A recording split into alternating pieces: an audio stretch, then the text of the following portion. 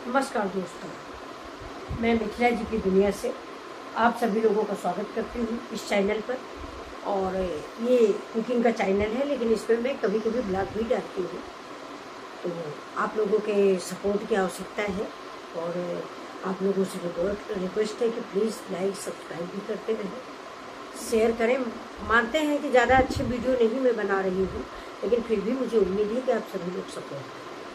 तो आज मैं थोड़ा सा दिमाग में ऐसे लेटे लेटे दिमाग में आया कि मैं थोड़ा महाभारत के विषय में आप लोगों से बात करूं।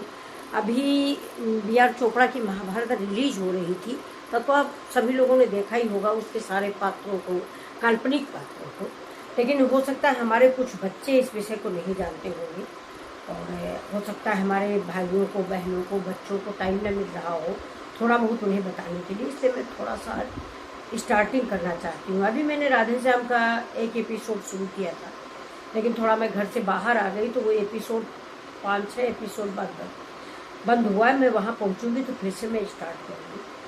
तो क्योंकि कई लोगों ने मुझे व्हाट्सएप पे मैसेज किया है कि आपने आंटी क्यों बंद कर दिया, तो हमने कहा आप लोग कमेंट नहीं करते हो। तो कई लोगों ने कहा कि नहीं, हम लोग को अच्छा लगता है, आप बोला करिए। तो मुझे बहुत अच्छा लगा कि चलिए आप लोगों को अच्छा लगता है। तो अब मैं जब फिर घर पहुंचूंगी, थोड़ा बाहर हूँ, घर पहुंचूंगी तो मैं उस एपिसोड को शुरू करूँगी। आज मैं महाभारत की बात करने बैठी थी। तो महाभारत वैसे तो गाँवों में, देहातों में, मेरे मायके में, ससुराल में बोला जाता है कि महाभारत पर चर्चा या महाभारत का अध्ययन आप 4 दिन कर लोगे तो घर में महाभारत हो जाएगा, या आला होता था एक। इन सब दोनों ग्रंथों को ये बोला जाता है कि अगर आप पढ़ोगे या बोलोगे तो घर में महाभारत होना शुरू हो जाता है। चलिए खैर, ये सब एक किंवदंती है, ऐसा कुछ नहीं होता है। हम बिना महाभारत के लड़ रहे हैं घर में, ऐसा कुछ नहीं। तो मैं बताना चाह रही हूँ कि महाभारत का मेन पात्र जो थे वो भीष्म पितामह थे। मेन पात्र भीष्म पितामह थे, लेकिन इनके पहले की स्टोरी शायद हमारे बच्चे नहीं जानते होंगे। भीष्म पितामह के मतलब कौरव वंश के राजा थे शांतनु, राजा शांतनु। तो शांतनु ने शादी की थी गंगा जी से, गंगा जी से शादी की थी। लेकिन इनकी एक शर्त थी कि जो भी बच्चा हमारे तुम्हारे उस मिलन से होगा वो बच्चा आप मुझे दे दोगे।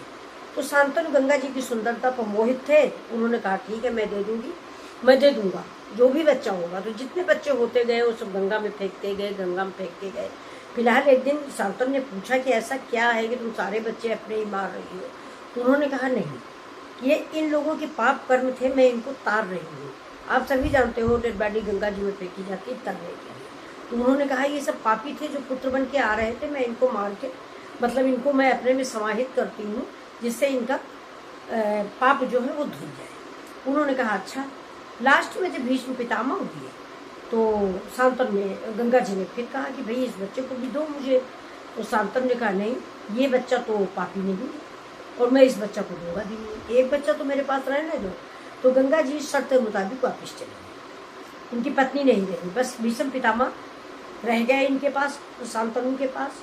बाकी कोई वो बच्चे और कोई नहीं थे, वो गंगा जी भी चली गई। एक दिन शांतनु जो थे आखेट को गए हुए थे, आखेट मतलब शिकार को गए हुए थे। वहाँ पर इन्होंने एक मल्लाह की बेटी को देखा। मल्लाह मतलब केवट, जो नाव खेता है। जैसे ये गंगा जी में नाव पड़ी होती तो जो चलाता है उसे माझी, केवट, मल्लाह ऐसे बोलते हैं। मल्लाह एक जाति भी होती है, वो गंगा किनारे बसी होती है और वही नाव या का काम, बोट का काम वही करते हैं। तो उनकी लड़की थी, वो बहुत खूबसूरत थी। तो शांतनु को लड़की बहुत पसंद आई, लेकिन वो लड़की जो थी उसका नाम था योजन दुर्गंधा। वो 1 योजन से मतलब 1 किलोमीटर से आगे से बदबू आती थी उस लड़की से। लेकिन सुंदर इतनी थी कि ये मोहित हो गए हैं, ये मोहित हो गए। इसके बाद इन्होंने कहा कि मैं इस लड़की से शादी करूँगा।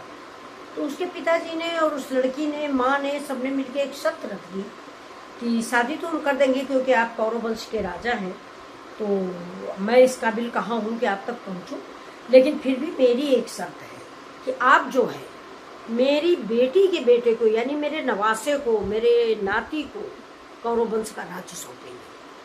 तो शांतनु बोले ऐसा कैसे हो सकता है, मुझे, मेरे पास गंगा का पुत्र है, भीष्म है, मैं कैसे इनके लड़के को कैसे राजा बना दूंगा। तो उन्होंने कहा नहीं तो फिर शादी नहीं हो पाएगी।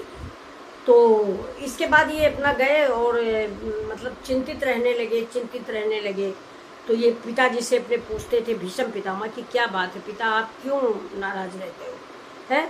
तो वो मानते नहीं थे, बताते ही नहीं थे, कहते थे कोई बात नहीं, नहीं बताया। फिर धीरे धीरे करके उनके जो घुड़सवार, जो सेवक था, जो रथ हाँकता था, रथवान, उसने बताया कि उस दिन हम गए थे गंगा किनारे, वहाँ ऐसा ऐसा हुआ है, हमें लगता है वहीं से महाराज चिंतित है। भीष्म पितामह पहुंचे, कहना महाराज मुझे पता चल गया है आपकी चिंता का कारण, आप शादी कीजिए। हैं, रही बात मेरे हिस्से की, तो मैं शादी ही नहीं करूँगा तो बच्चे कैसे होंगे, तो मैं शादी नहीं करूँगा। नहीं, उन्होंने कहा मैं राजपाट नहीं लूँगा। लेकिन उस सत्यवती की माँ, उसने दुर्योधन दुर्गंधा की माँ ने कहा कि नहीं, ये तो नहीं लेंगे, लेकिन जब इनका बेटा होगा तो वो ले लेगा, क्योंकि ये राजकुमार हैं। तो भीष्म पितामह ने कहा नहीं, अगर ऐसा उनको डर है तो मैं शादी ही नहीं करूँगा, बस। तभी से इसका नाम भीष्म पितामह पड़ गया, पहले देवव्रत तो भीष्म पितामह पड़ गया नाम इनका।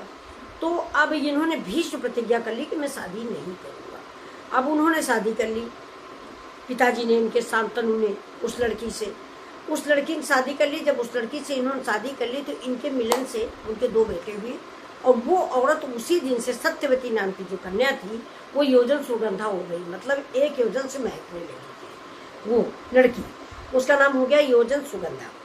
अब उसके 2 बेटे हुए, दोनों बेटे, इसके बाद ये शांतनु खत्म हो गए।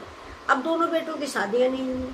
अब वो एक दिन भीष्म पितामह के पास आई, उनकी माँ सत्यवती, और अब बूढ़ी हो गई थी, तो कहने लगी कि बेटा तुम शादी कर लो, नहीं कौरव वंश खत्म हो जाएगा। भीष्म पितामह ने कहा कि नहीं, अब तो ऐसा हो ही नहीं सकता, मैंने तो प्रतिज्ञा कर ली, अब शादी नहीं हो सकती। तो उन्होंने कहा नहीं बेटा, नहीं तो फिर कौरव वंश कैसे चलेगा, ये वंश खत्म हो जाएगा। तो भीष्म पितामह ने कहा ऐसा नहीं होगा। तब के ज़माने में शादियाँ नहीं होती थी, स्वयंवर रचे जाते थे, और स्वयंवर में जो विजयी होता था उसी की शादी होती थी, उसी को लड़की पर माला पहनाती थी। फिलहाल ये भीष्म पितामह बोले कि ठीक है, मैं देखिए कुछ इसका प्रयास करता हूँ। तो चलिए, अब आगे की कथा मैं कल सुनाऊंगी। कोई आ गया है, मैं ज़रा उससे मिलूंगी। तो प्लीज़ अगर आपको कथा अच्छी लगी हो तो कमेंट में एक बार ओम नमः शिवाय ज़रूर लिख दें। थैंक यू, कल फिर मिलते हैं इसी समय। नमस्कार।